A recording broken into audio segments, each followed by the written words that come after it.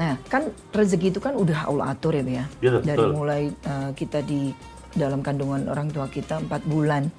Udah Allah atur tuh umur, Jodoh, maut, rezeki semuanya. Ya. Nah, kan kadang orang bilang begini, kan udah diatur semuanya, ngapain kita berusaha kalau gitu? Ya, kakak pernah nggak berpikir gitu? Suka sih kadang kayak Coba pemahamannya gimana tuh, Bi? Kalau memang sudah Allah atur, kenapa kita harus ikhtiar? Kenapa kita harus berusaha? Ya, di sini Allah ingin melihat bagaimana kesungguhan daripada hamba-hambanya. Di Quran Bunda, awal juz 12, ya, di surat ke-11 pada ayat ke-6. Jelas, wa ma min dabatin fil ardi illa 'alallahi rizquha. Jangankan kakak, Abi, ya, segenap kru Metro TV yang ikut andil dalam syuting kali ini, Bunda, yang Allah anugerahkan akal. Binatang yang melata, nggak ada akal, itu udah Allah siapkan rezeki. Masya Allah.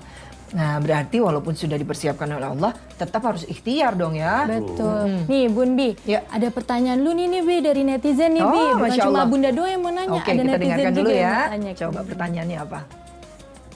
Assalamualaikum Ustadz, saya Rara. Saya ingin bertanya, rezeki itu kan sudah ditetapkan oleh Allah. Namun apakah bisa diubah melihat dari usaha manusia itu sendiri? Terima kasih.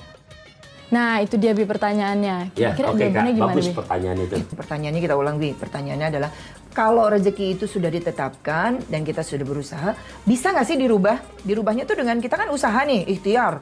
Bagaimana dengan kerja keras yang sudah Allah tetapkan, misalnya harusnya 7. Bisa nggak sih berubah jadi 9 atau 12 Nah dengan ya usaha tuh kita? Bi, contohnya kayak misalkan ada pedagang-pedagang yang di pasar atau tukang sayur yang keluar dari pagi baru pulang lagi ke rumah malam. Bisa nggak sih Bi, rezekinya kan misalnya udah ditetapin segitu tapi bisa ditambah sama Allah. Kadang ada juga orang yang kelihatannya santai-santai aja kerjanya tapi sama Allah dikasih rezekinya banyak gitu Bi. Ya, pertama pahami pemirsa, ada yang tadi disinggung di saat segmen 2, material dan non material. Nah, yang kedua, Bunda, apakah bisa dirubah?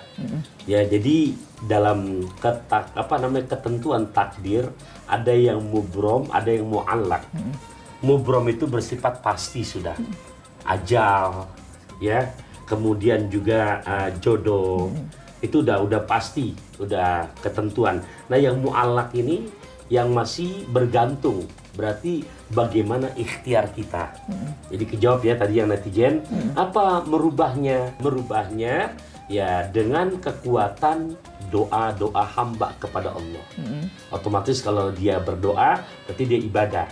Nah, yang paling real lagi kakak, mana itu?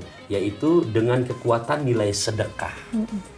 Ya, kalau di segmen awal Abi bacakan hadis yang disaksikan oleh malaikat Jibril di Ramadan, di mana Jibril menyebutkan bagaimana kedermawanan Nabi dalam berbagi, memberi itu lebih dahsyat ketimbang cepatnya angin yang berhembus. Nah, itu bisa merubah. Untuk yang sifatnya tadi Bunda tanyakan, kan udah ketakar ya, tapi masih bisa dirubah. Nah, kemudian kakak, tadi kakak sambung ya contoh orang yang sudah bekerja dengan maksimal, gitu kan. Tapi kelihatan hasilnya gitu-gitu saja. Nah, kakak itu kan menurut kasat mata kita. Belum tentu kita tanya kepada yang bersangkutan, kelihatan begitu. Tapi belum tentu kebahagiaan dia itu, ya boleh jadi lebih bahagia dia ketimbang yang tadi sampai-sampai tapi duitnya banyak. Nah, nilai barokah ini kakak yang kita cari. Makanya yang Allah lihat, yang dinilai bentuk ikhtiarnya. Nah, satu hadis Bunda, ini renungan buat para suami, ya, para pemimpin rumah tangga, juga saya bicara buat diri saya.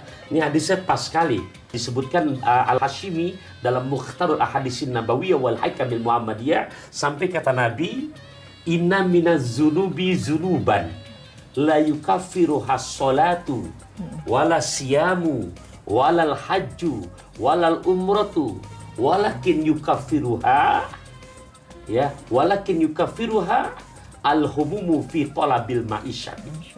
Yang artinya pemirsa, sungguh dari dosa-dosa seseorang suami, dosa-dosa seorang yang mencari nafkah, yang bersungguh-sungguh nih, ya, dosa-dosa kita sangat banyak, wahai para ayahanda, para suami. Dan itu tidak bisa luntur, tidak bisa gugur, tidak bisa terhapus dengan banyak sholatnya. dengan banyak puasanya, dengan banyak haji dan umrohnya. Tapi dosa-dosa suami luntur, Allah hapuskan, Masya Allah, dengan kesungguhan dirinya untuk membawa kesejahteraan yang lebih baik untuk istri dan anak-anak. Mencari nafkah dengan Mencari cara yang nafkah. halal ya. Masya Allah. Nah, jadi ya semoga Bunda dengan nonton Asmaul Husna nih, para suami yang tadinya rada Tambah kedul, semangat ya. jadi rajin. Luar biasa Jadi tolong itu. tuh nggak bisa gugur sama sholat. Udah gitu sholat kita malas lagi, gitu kan? Udah nggak bisa gugur sama puasa. Tuh kadang-kadang puasa malah enggak, Iya. tapi gugur. Ya, nih para kameramen, Masya Allah. ya bagian editing, insya Allah jadi tambah semangat lagi nih. Kita gugurin dosa. Jadi dari mulai Allahu Akbar. para pencari nafkah ini bukan cuma bapak nih, misalnya ada single parent juga yang mencari nafkah. Begitu beliau keluar dari rumah, niatnya mencari nafkah untuk keluarga, tentu saja dengan cara yang halal ya. Tidak meninggalkan sholat 5 waktu ya. Jangan lupa juga mentang-mentang ini bisa gugur nih dengan sholat nggak bisa, dengan ini nggak bisa. Ya udah cari nafkah aja, nggak sholat nggak apa-apa. Nggak gitu juga kali gitu kan. Tetap yang 5 waktu dijalani. Tapi niatnya itu yang pertama. Begitu keluar dari rumah melangkah kaki, Bismillah untuk tawakkaltu ala Allah. membawa Niatnya kebahagiaan, kesejahteraan untuk istri keluarga. dan anak-anaknya, Allah gugurkan dosa. Masya Allah, baik banget Allah ya, luar biasa. Jadi itu tadi Kak, kejawab juga ternyata. Yang menurut kita, ya Allah kasihan ya berangkat dari subuh. Pulang subuh misalnya tukang jualan, apalagi jualan es. Tanggungan dipikul. begitu ya, hujan misalnya musim hujan, berapa sih yang didapat gitu. Tapi kita lihat kayaknya cukup-cukup aja. Iya. Nah berarti mungkin keluarga ini memiliki sifat qanaah.